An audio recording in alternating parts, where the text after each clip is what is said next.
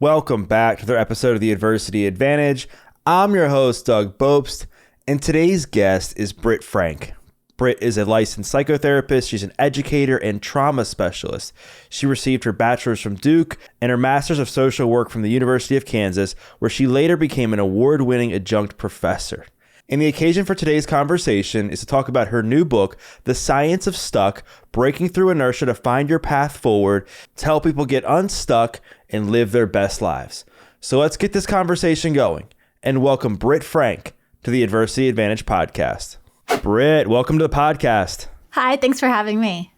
I'm really excited to chat with you because your work in your latest book, you unpack a lot of the science on what it takes to become unstuck. You talk about addiction, you talk about mental health, and you also push back a bit on the wellness community, the mental health community online with certain things that have been said for years that you feel just aren't 100% true. So I guess a way to start the conversation is what do you think is the biggest myth or lie that's being told right now out there on the internet with regards to mental health? Oh, that's such a great setup. So my disclaimer on that is I'm a big believer if there's room at the table of wellness for almost any body of work. So, everybody's wellness work is welcome. That said, there's one big pervasive myth that keeps us all stuck, and here it is. Mental health is not a mindset issue. And on the internet, and I see this every day, it's change your mind, change your life, change your thoughts, change your reality. And that's true to a degree, and that's great, except mental health is a physical process. And if we don't start with the body and start with we are physiological beings having these human experiences, then we miss the mark, and then we spin, and then we ended up in the cycle of blame and shame and what's wrong with me and it's not working. Mental health is not a mental issue. It's a physical one. I agree with you. I think I think what you said, I don't disagree with. I do believe that in a certain way, it has to be physical, that you have to make certain changes to change your physiological. You have to move your body. You have to change your environment. You have to get moving. You have to understand that a lot of trauma, a lot of past behaviors, certain things can get wound up in the body. But I also believe, and I think you touched on this, that you do have to change certain thought patterns and maybe how you view certain situations, how you treat yourself on a daily basis and what you say, in order to kind of get out of that toxic cycle of the toxic rabbit hole, I guess, if you will, of, feeling stuck, feeling depressed, feeling like you are just hopeless. Does that make sense?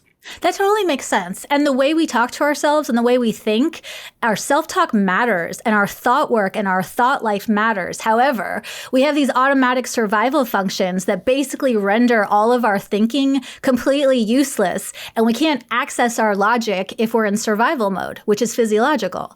And so you cannot, it's kind of like digestion. This is my shtick that I say. It's the best metaphor I've seen. You can't think your way out of a stomach ache. You can self-talk and affirm all you want. My stomach feels great. It feels awesome. I have the best digestion ever. But you need to work both top down, thoughts to body, and bottom up, starting with your nervous system working up. If you ignore the fact that you have automatic survival physiology, you're screwed. Right. 100%. And so I guess a good place for us to go next is I want to talk about getting unstuck, because I think what we just talked about is all well and good if you have the awareness to know that something's going on, that you're feeling off, that you aren't feeling like yourself and you need to kind of change something. But I would say that there's a lot of people, in fact, most, that don't even know they're stuck and they're just functioning on autopilot, if you will. And the only people that can see the way that their behaviors are destructive are the people that are close to them, friends, coworkers that can see from the outside, but that actual person can't see it. So how can somebody start to develop this self-awareness to know that if they are stuck or they're engaging in patterns that might be self-destructive if they aren't even aware of it? Well, I think, I agree with you that the really big, high-level self-destructive stuff is pretty easy to identify. But there are so many people, and a large amount of these people I work with in my practice, who their lives generally work. They're functional. They have relationships, and they're okay. And they have a job, and it's okay. And they pay their bills, and it's fine. And they don't think that they qualify for any of this wellness, mental healthy stuff. It's I'm fine. Everything's cool. I don't have anything bad happening to me, so this isn't for me. It's no, you're on survival mode, and we're not here to just survive our lives. We're here to have, to the degree that we have access and resources and privilege and safety, we're here to have awesome lives and good lives and lives that are meaningful and purposeful. And so I would say to anybody, if you think this work doesn't apply to you, okay, well, how's your life working? Are you happy? Are you healthy? Are you sleeping? How's your relationship to food and sex and your own body? If those things aren't optimized, there's more for you. You don't have to be having like I did, having like a massive nervous breakdown and high level addiction in order to qualify to feel better. So I think it starts with, don't discount yourself from this work if your life is okay. Like, it's for you. It's for everyone. Wellness and optimizing our lives is for everyone, no matter how good you think you have it. Right. And I want to get into like how the person who has identified that they are stuck and they're experiencing some unhealthy behaviors in life, and their life, like how to navigate out of that. But I see this a lot now, and with the movement to focus on your past and trauma and heal, that can become like an addiction too, where people are just constantly healing and they're like, oh my gosh, like this must be from a traumatic, event that happened or whatever. And they get so hyper focused on it that they're not able to move towards the future. So do you see that as a problem, that people can just stay so focused on like the healing journey and looking at every little trauma that they've endured that it actually prevents them from moving forward? This thing drives me bananas and I'm a trauma specialist. And so I'm a therapist. I'm all about let's dive and let's dig in and let's explore. But it drives me bananas because we've taken something really good, identifying trauma, and we've turned it into a whole nother issue. So now traumaholism is the biggest thing I see too, where we get so zoom focused on, oh my God, when I was 3, someone blinked wrong at me and now that's why I'm stuck. And now I need to spend 10 years in psychoanalysis.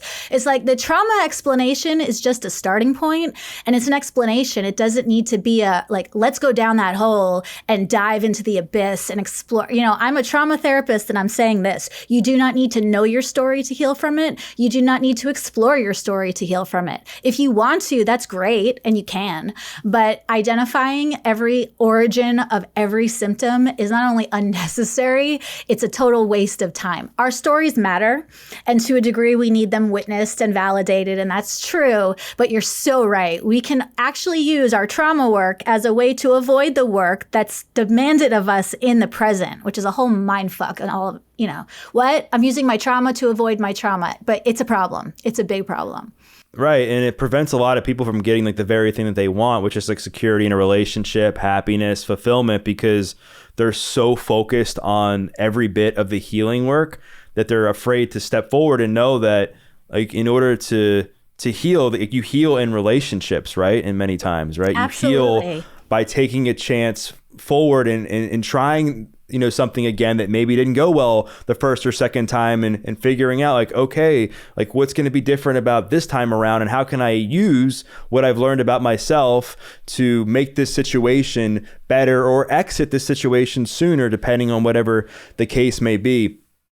So how can somebody, whether it's health related, maybe whether it's addiction related, whether it's relational related, that they make these destructive choices that they know in some level are bad for their life, but they continue to do it, and they get caught up in this cycle. So for that person, like how can they begin to unlearn those patterns and create new ones that are healthy? Sure. And we need to, in order to get to that outcome, we have to start with the right question. And the right question is almost never, I don't like never and always, but it's almost never helpful to start with the why question. Why am I doing this? Why am I all jacked up? Why in my past did this thing happen?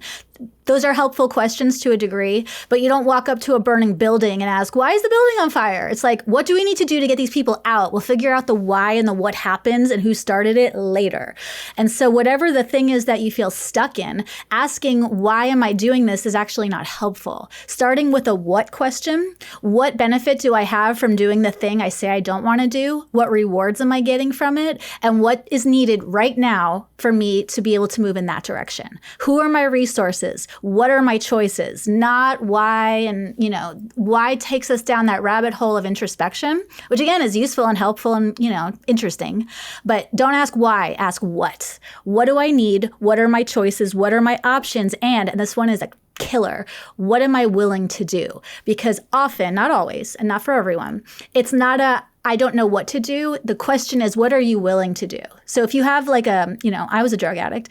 I wasn't willing to stop using for a long time. There were certain things I was willing to do. Was I willing to go to, a meeting? Fine. Was I willing to go make a phone call? Sure. But if you get really honest with yourself and you don't bullshit yourself, starting with what are my choices? And of those, what am I actually willing to say yes to today will get you so much further, so much faster than why. I agree, because again, it goes back to the paralysis by analysis. If you continue to question like what happened, like where is this coming from, like why is this happening to me, and you get caught up in that shame cycle that pushes you further and further down those destructive patterns that you were engaged in. But I want to go a little deeper, because I think what you just said is very helpful for people. But I think the hardest part is getting to that point where they're ready to make that change, where the person who's on the couch is ready to put their shoes on and go for a walk, when the person who's on that couch is ready to finally call and ask for help, when that person is ready to finally exit that relationship. So how can somebody, like, what are some tools that you use with your clients that are feeling so stuck in these moments that can help them like get to the point where now they're willing to make these initial choices that you just mentioned? Sure. And a big myth that keeps people stuck is that these things that I say I want to change are doing nothing for me. This addiction is destroying my life. Staying on the couch is absolutely doing nothing for me. And that's not true. Like, all behavior is functional. Not all behavior is good. Not all behavior is optimal. But every single behavior, all of them are functional. Otherwise, we wouldn't be doing them. So if you're laying on the couch, start with the question, what am I getting out of being on this couch? Am I afraid that my relationships will change if I do that goal? Am I afraid that I'm going to risk my finances if I invest in that business? Am I afraid that my image is going to change or that boundaries will need to be set? Whatever the thing is, if you don't identify the function of a behavior, you're not going to change it. Like, you won't. And so starting with functionality, which requires a large degree of honesty, is a really big key to getting that momentum going. Right. And momentum is everything. And I think once you start to make these changes and develop some momentum, you start to feel a lot better about yourself for a few reasons. A, because of the neurological and physiological effect it has from making better choices. And B, I think it helps to validate the fact that it helps to like reaffirm, I guess, if you will, like confidence in yourself, that you're like, wow, I'm finally doing the things that I knew I should have been doing for the last few months, for the last few years, whatever the case may be. But I think one of the things that people struggle with in their journey of getting unstuck is once they start to unwind and untangle that ball that's tangled up or whatever, that ball of string that's all tangled up, they hit some road bumps along the way. They hit some obstacles, and they experience like moments of challenge in their transformation. And a lot of times people will use that as an excuse to stop and to quit, because they're like, oh man, like people told me to do this, or I thought it would be so much easier, and what's the point of doing this? Like, it's still hard. So what do you say to somebody when they are on this transformation path of getting unstuck in an area of their life and they start to experience a plateau or hardship? Like, what do you say to them so they keep going? Yeah, and it does us all such a disservice when, not everybody, but certain wellness people are like, yay, making changes feels really good and changing your life is going to be awesome. That is bullshit. And that's why we stop and why we quit. It is and they say this in the 12-step rooms too. The myth is that there's an easy way. And so when people are like, this sucks, this is hard, it's like, yeah, it does. Yeah, it is. What's your alternative? And the myth is that there's an easy way, when the cold hard truth is, when it comes to change, there are two paths and only two paths. One, do what you've always done, which is going to suck, and it's going to take energy and resources, and you'll have a lot of time lost and opportunities missed, and that's a hard path and it requires a lot of effort, or the change process, which also sucks and it's uncomfortable and it's awful, but it does move you. And so this path of not doing anything is circular and hard. This path is straightforward and hard. It's not like straightforward step by step, but it does lead you somewhere. And so if we start with there are two guarantees with change. One, it's going to be the worst, most uncomfortable, awful pain you've ever endured. And two, it'll be worth it. If we can start with what's true and get these myths out of the way, then we're going to be in much better shape. And the other myth is that making a change makes us feel good. It doesn't. Our brains are habituated to habit and pattern. And as soon as we change, even if we're making a good change, we're going to feel like shit. And that's called detox and withdrawal. And if we don't set ourselves up for a really, really uncomfortable detox withdrawal, whether it's from a person, a substance, a behavior, a thought pattern, doesn't matter, then we're going to quit. But if we know, hey, guess what? On day 5, you're going to hit a wall. This is what you're going to experience. Then we can plan for it. Then on day 1, when we're feeling the pink cloud of, yay, I'm doing the thing, we can plan for on day 5, I'm not going to want to do a damn thing. And here's my plan for that day. And fortunately, we know with the brain, there are pretty identifiable patterns of detox and withdrawal that we can count on. So know it's going to suck, know you're going to want to quit, and then make a plan before you hit that point for what you're going to do when you get there. You're so right, because I think there's a lot of people they'll see stuff on social media, they'll see stuff on the internet about how great transformation is and how easy it is to make these health changes. And so they'll assume in many ways that when they do this, they're going to experience these feelings and it's going to be super easy, just like they believed it to be after reading stuff on the internet. And in reality, like, it's just not true. In reality, there's going to be times where you don't want to work out. There's going to be times where you're not reaching your goals. There's going to be times where a certain relationship isn't going the way as planned. And you have two options when you hit that obstacle. And I think you touched on this a bit. It's like you can quit and guarantee yourself that you're not going to reach whatever goal or whatever mission or whatever transformation you're trying to achieve. Or you can just accept that the journey you're on is going to have ups and downs. There's going to be ebbs and flows. There's going to be times where you're feeling 100%. There's going to be times where you're feeling 70%. There's going to be times where you're feeling 30%. And that's just all part of it.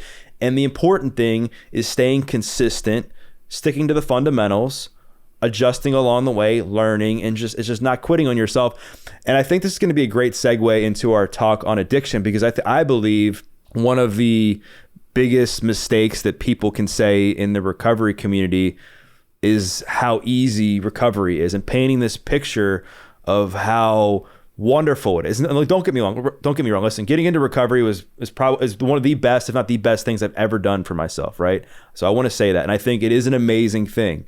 But I think what certain people don't understand is once they get sober, once they stop using whatever drugs were destroying their lives, you now have to identify like, well, how am I going to cope now? Like, what am I going to do differently so that you don't fall into another addiction, or you don't just stay, what do they say? They call them like dry drunks, right? Where you're still like caught up in the same patterns.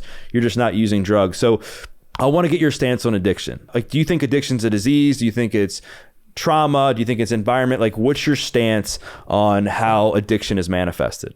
So I talk about this in the book, that you can fill an entire library of like really incredible studies that claim addiction is this, and you can fill an equal amount of shelf space at a library with addiction is not this. No one really knows exactly this is what for some people it's a disease, for some people it's behavioral, for some people it's social learning, for some people it's other things. That's important and it's helpful and it's interesting, but a better question than, what is the origin of addiction is, what is your relationship with addiction for you personally? What are your choices? What are you willing to do today? Much better use. I don't subscribe fully to any particular theory. They're all useful, and humanity is so complex. To say it's this and it's only this and it's this for everybody does us all a disservice. It's too nuanced. I agree, because I think for some, I've heard stories where I've like talked to people, they're like, I had nothing growing up that really impacted me. My parents were good, lived in a good household, I did well in school, but for whatever reason, when I first took a sip of alcohol, it was like off to the races, and I just could not put the bottle down. And then I've heard other people where you dig into their story, and yeah, there was certainly some traumatic events that you can connect the dots and be like, oh, I can understand why you used these substances to cope.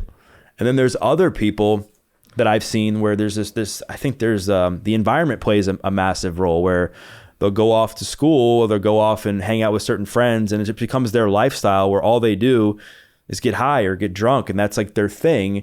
And so that becomes like their new sense of normalcy, if you will. And I think that becomes a problem. I think a bigger problem, though, is that I think we spend too much time focusing on the origin in many ways of addiction, and not the fact that, like, okay, this is what it is. Like, how do we move forward?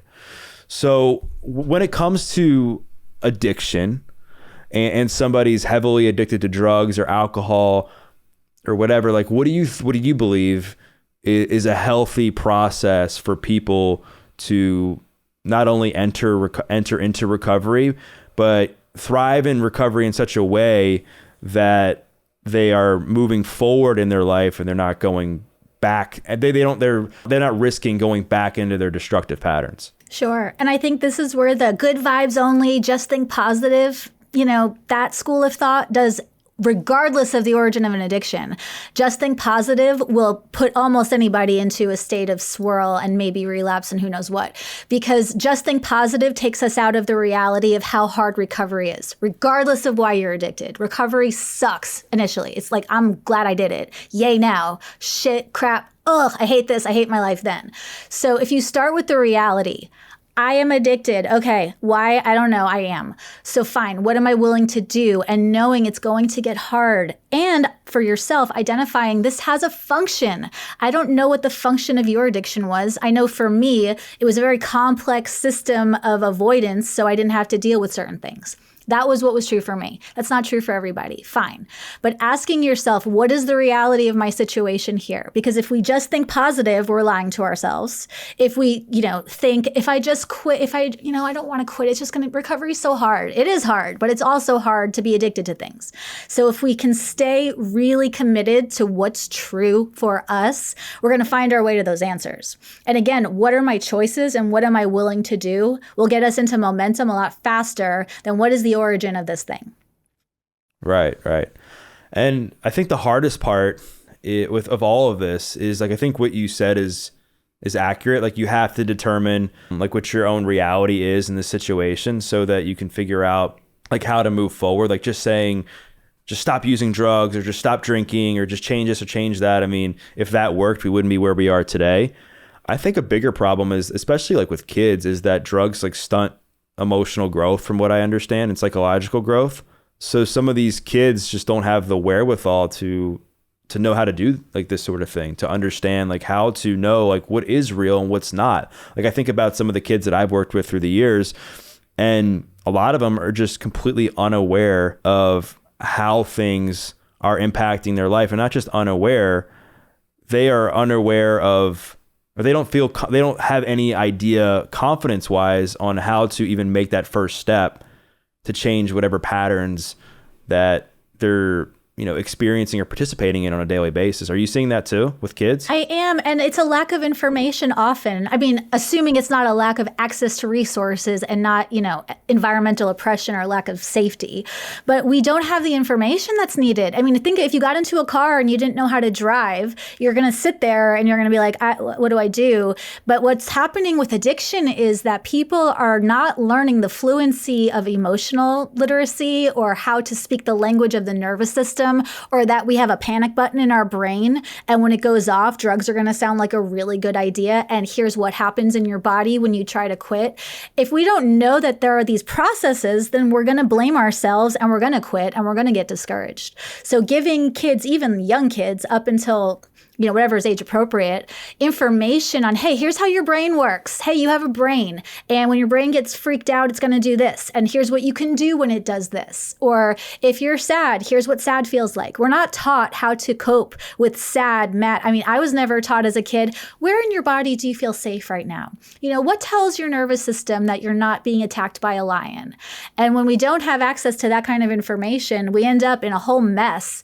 And the nice thing is you don't need a, advanced degree in traumatology or addictionology to get unstuck. I don't know everything about my car. I don't have a degree in auto mechanics, but I know how to drive. I know enough that I can get around. And we just need to know enough about our brains to get around. And the other thing with kids that I've seen is kids are not told that drugs feel really good and they're going to do you a great world of good before they destroy your life. Like I came up in the, just say no to drugs. Drugs are bad. You take one sip of something, your life's going to go to crap. And I was like, oh my God, they lied to me. This is the best feeling I've ever had in my entire life.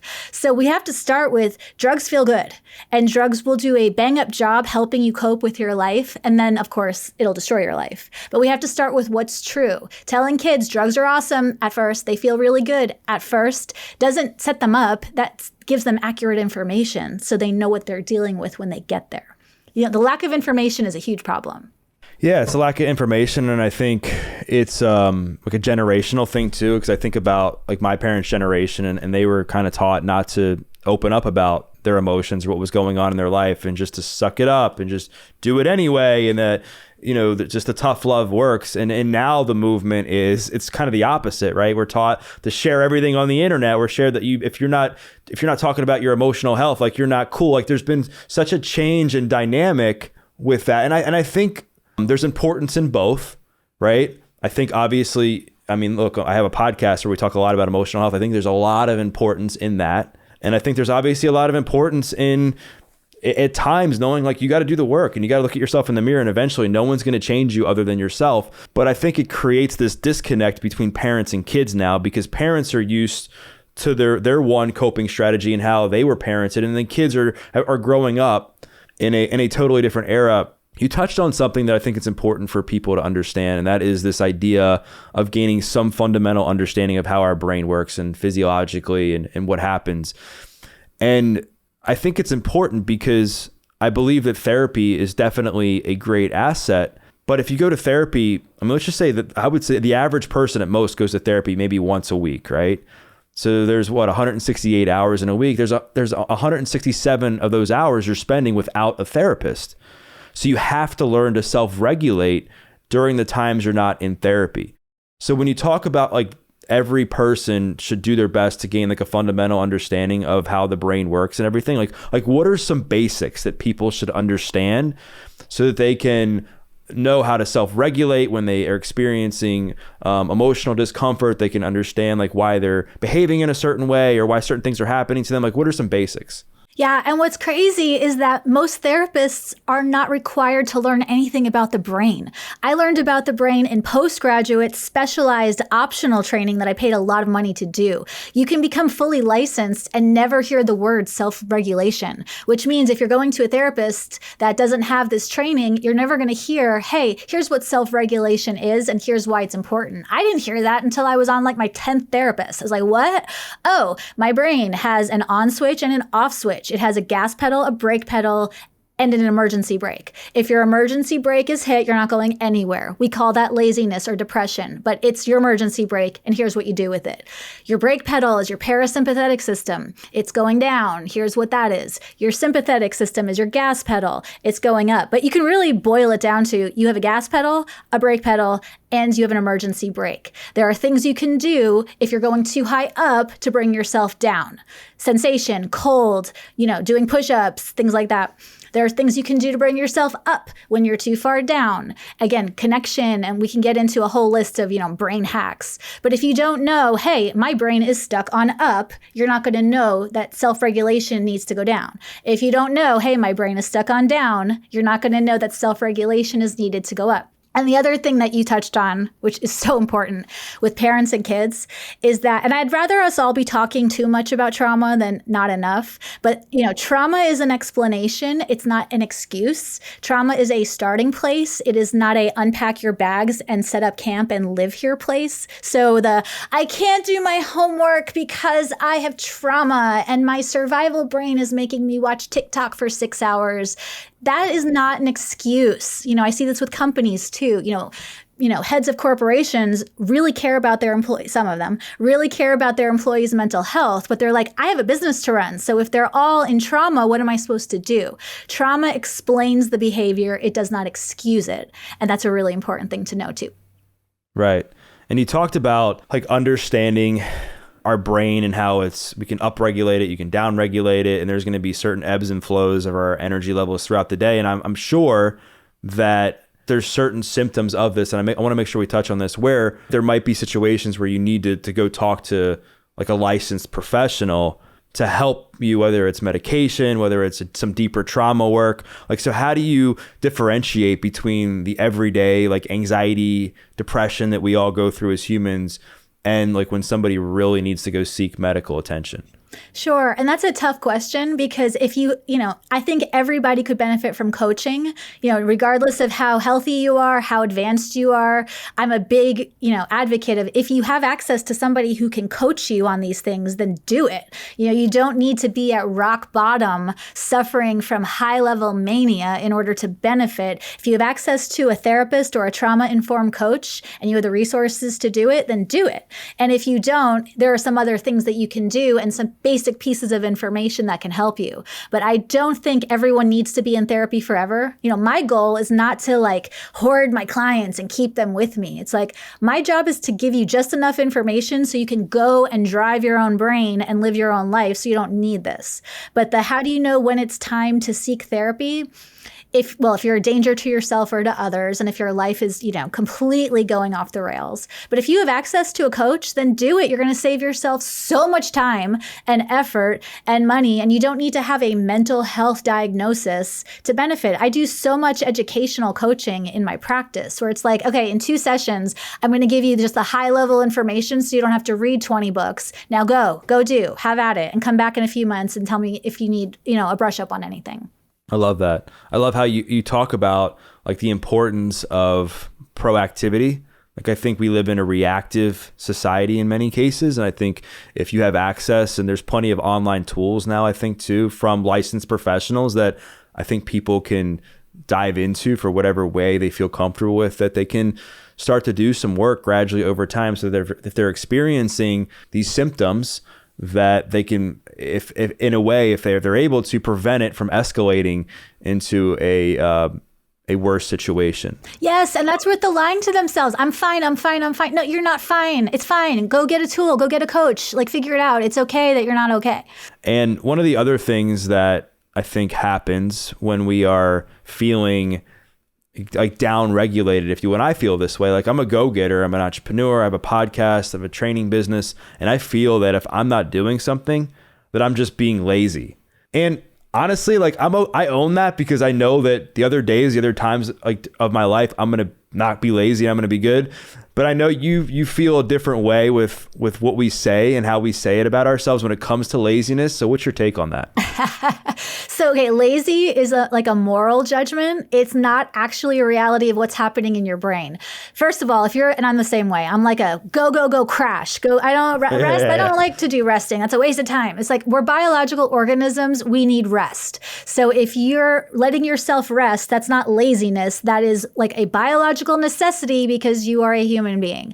But when people are blaming themselves, saying, I'm not doing the things I know to do because I'm lazy, it's not that you're lazy. It's that right now you're motivated by comfort and you're motivated by status quo. Our brains are always motivated. We're never lazy. We're always maximizing, our resources, either consciously or unconsciously. But it's not that I'm a lazy person and that's not why, that's why I'm not doing the thing. No, I'm motivated by something other than my goals. And so asking yourself, not why am I unmotivated? Why am I lazy? What am I actually motivated by?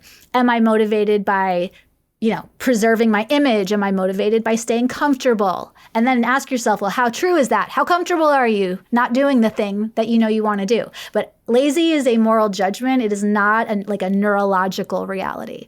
Yeah, I feel you on that. I think that's just how you're judging yourself, right? And it's based on, in many ways, some of the choices that you're making or not making that are kind of keeping you in that same state, as I understand it. Like if you're somebody who is feeling like you're being lazy, like I guess neurologically you're saying that's not true. Like you're motivated, but in that moment, like that's just where you're at. So, and I think to me, like laziness and procrastination go hand in hand in a way. I think they're on similar paths. And if somebody feels like they are in the state of laziness, they're probably going to procrastinate on things that they know they should be doing. So what are some simple tools or hacks, if you will, for somebody that is just they're they're the textbook procrastinator. They never get stuff done. They put things off until tomorrow, until next week. And it's just this pattern that continues for years and years and years. So what tips do you have for somebody to break that pattern? Yeah. And so our brains have the fight, flight, freeze mechanism. And so what we call laziness and procrastination and lack of motivation is actually a freeze response. Our brains sort of go into this like inertia, paralysis kind of state. So I could judge myself, which will produce shame, which will produce more of the thing I don't want. And again, wow, I'm having a survival response is not an excuse for procrastination. It's an explanation for procrastination. So fine, say to yourself, right now, my body is in a freeze response. That is a thing. Okay, what are my choices? What is the cost benefit analysis to me continuing to do the thing? Like that's a really helpful tool. Just like make a little chart, cost of the behavior, benefit of the behavior. What is the benefit to you doing nothing? And there's always a benefit. There's always a benefit to doing things that we say we don't want to do. Name the benefit, and then it'll be like, oh yeah, that makes a lot of sense to me. And then you can logic your way.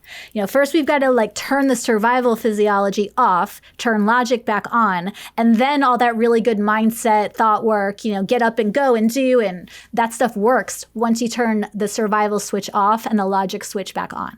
So are you saying that like if somebody's in freeze, that if they start to journal, like the benefit of them not doing, so let's just say like this is the easy example of, I want to go to the gym today, but I'm just not, I'm going to sit on the couch.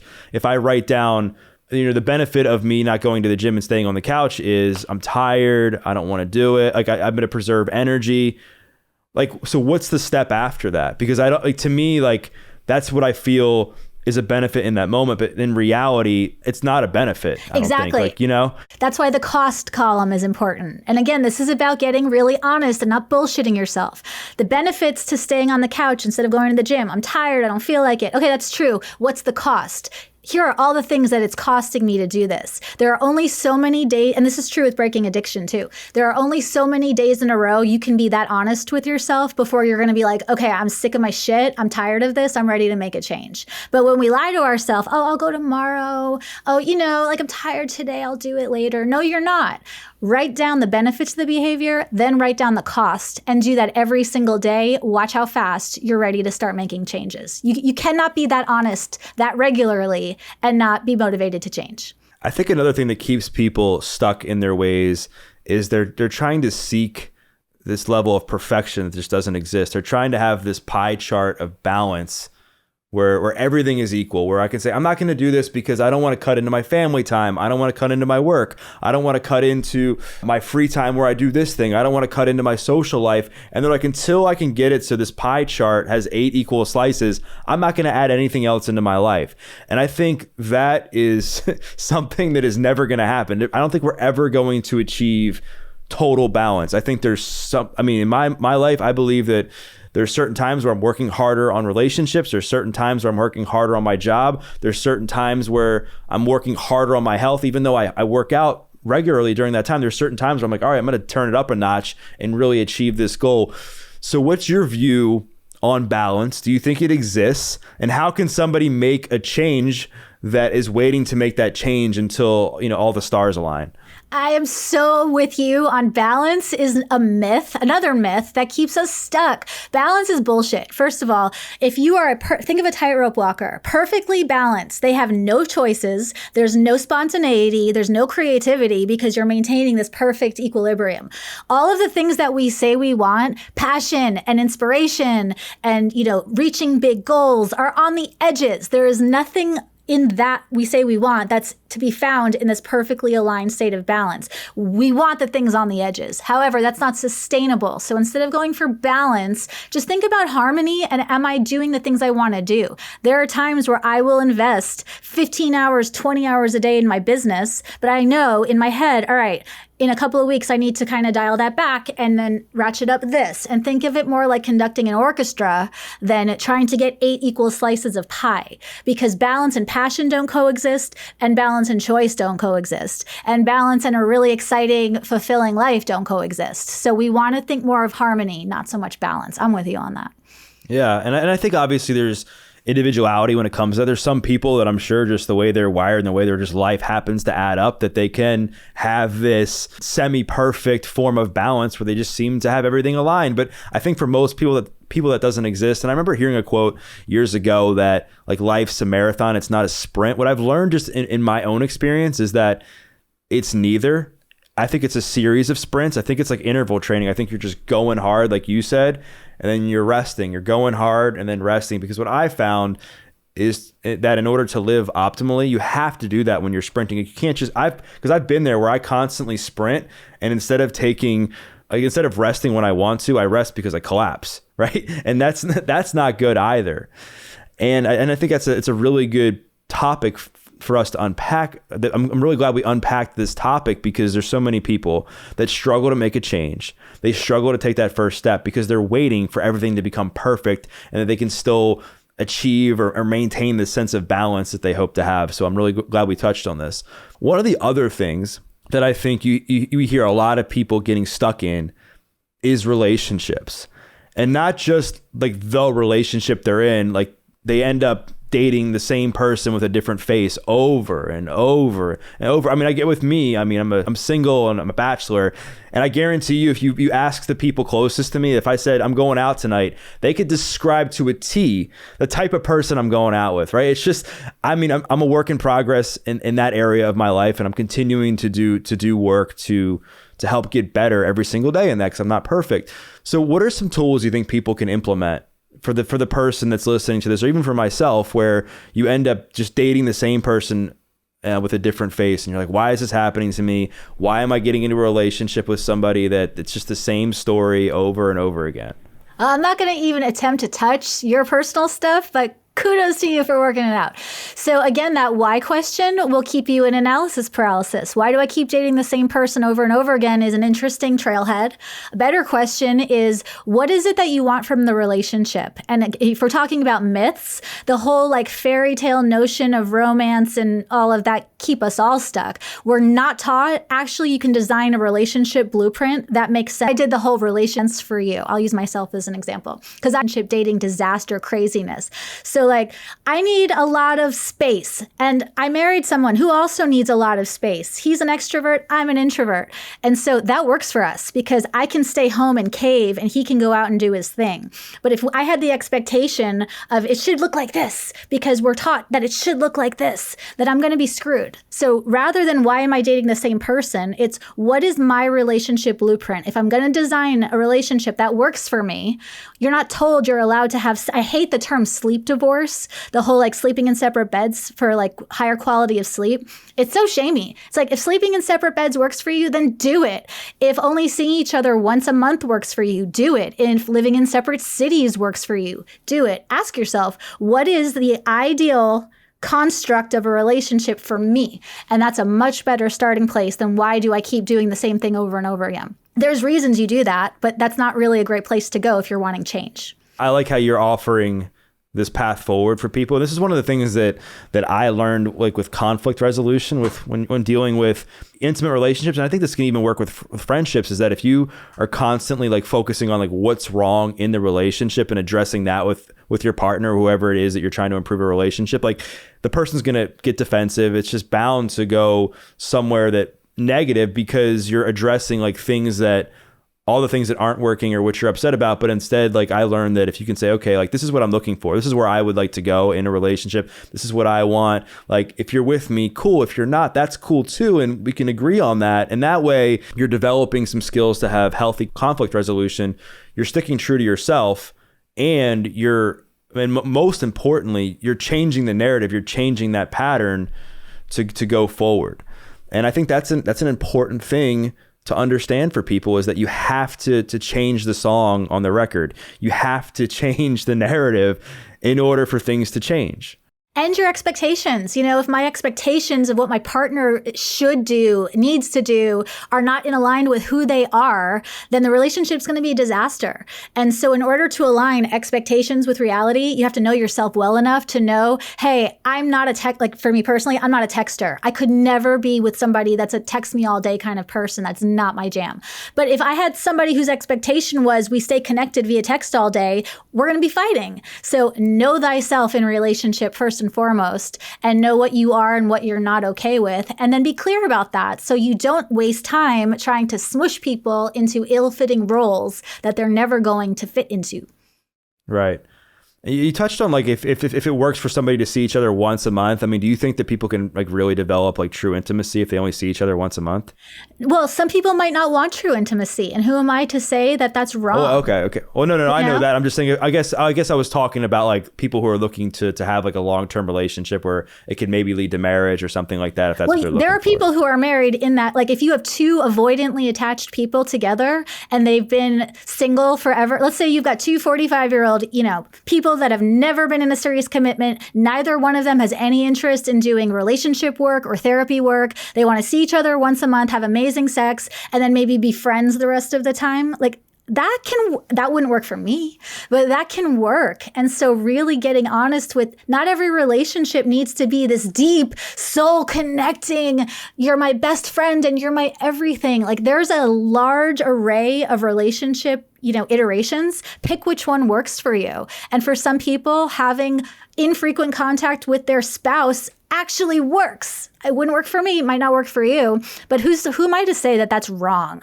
So again, you get to design what it looks like for you. And if everybody is doing that, then you're going to find somebody that's like resonant with what you're about. I think one of the common themes of our conversation with regards to healing, whether it's from trauma, addiction, bad relationships, whatever, is finding what works for you and really sticking to that path instead of focusing on what other people are doing. I think another important aspect of all of this is figuring out a way to own your past. Like we talked about not spending too much time focusing on it, but I think you do have to have a healthy relationship with it because we live in a world where we're taught that if you fail at something, if something doesn't go your way, that you, in a way, need to be identified by that, right? And obviously, I think that's inaccurate. I think some of the most successful, everybody that I know who has had any level of success has failed, not just once, but a lot to get there.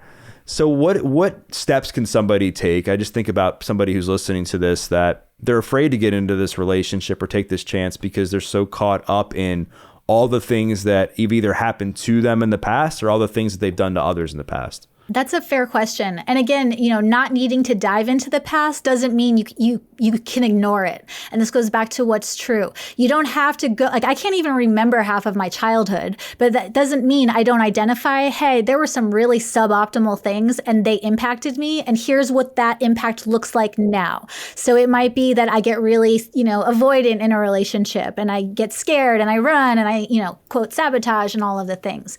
So without diving into the story, you can ask yourself, what's the impact of my story on me now? How is it showing up now? And do an inventory and ask yourself, you don't need to know the details of the story, but what's the reality of the impact that your life has had on you now? And then it's, what are my choices? What am I willing to do? What are my options here? But yeah, to pretend like our story has no impact on us now is not accurate. The past doesn't go away. It stays in our organs, cells, and tissues until we either process it or cope with it or deal with it or heal it or whatever our options may be.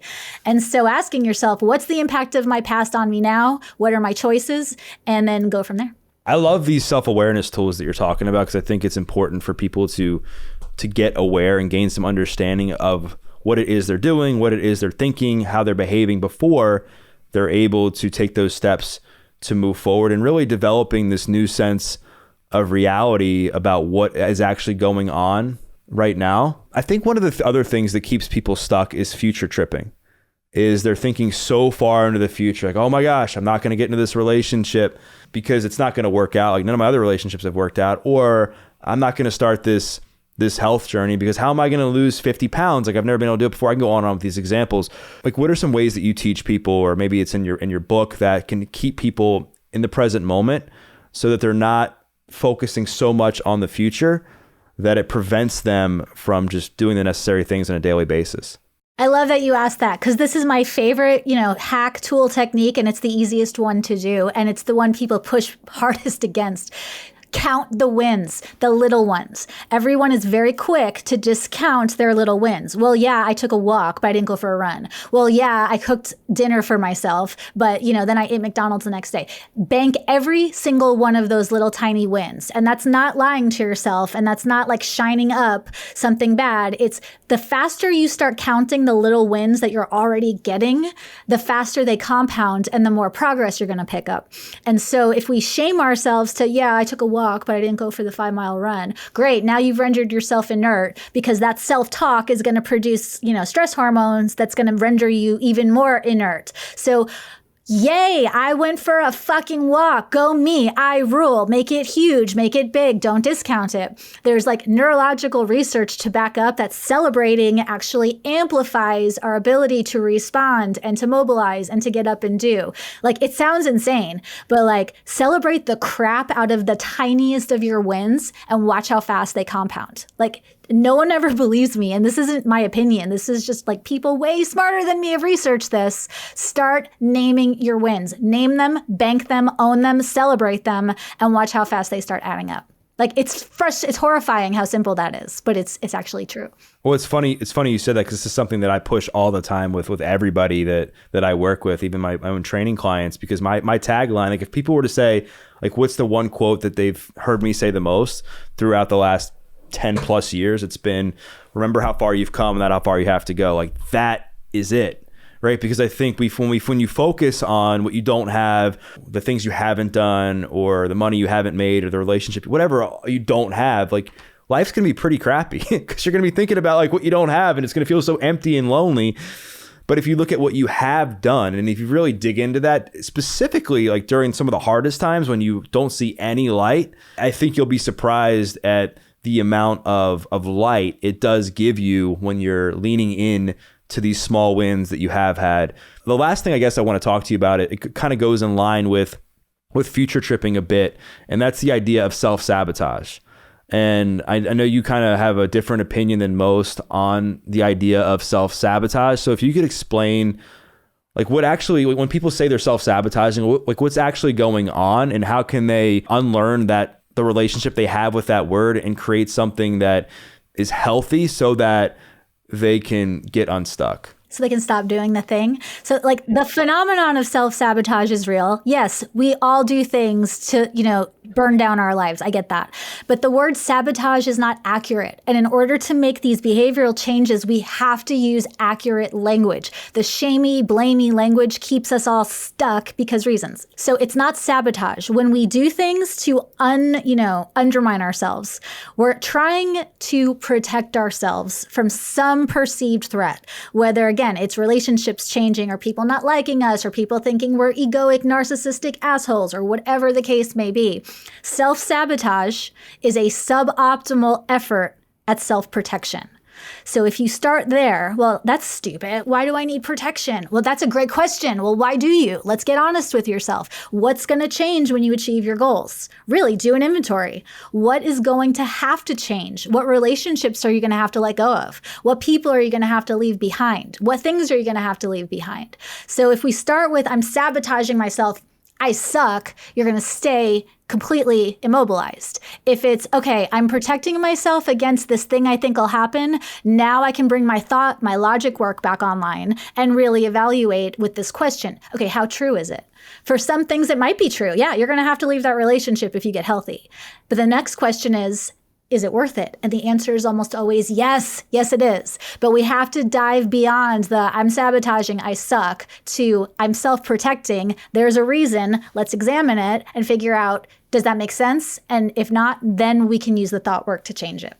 I think language is so important when it comes to how we treat ourselves, how we heal, because again, like for a lot of people, not all, it can create this negative construct that we live in, that you're now like identifying yourself as somebody who sucks, somebody who constantly fails and sabotages, and then that becomes like a new pattern. So you end up getting, like you said, stuck, and knowing that no matter what you do, you're going to end up sabotaging it regardless. So either burn the whole building down or don't even enter the building, right? Like it's like one of two ways, or it prevents people from actually going in and seeing what's in there. And then it also will keep people in that same pattern of just lighting everything on fire just because like one thing is going wrong, or because their fear is so big that they're not going to achieve it. So Britt, this has been awesome. I think we covered a ton of ground.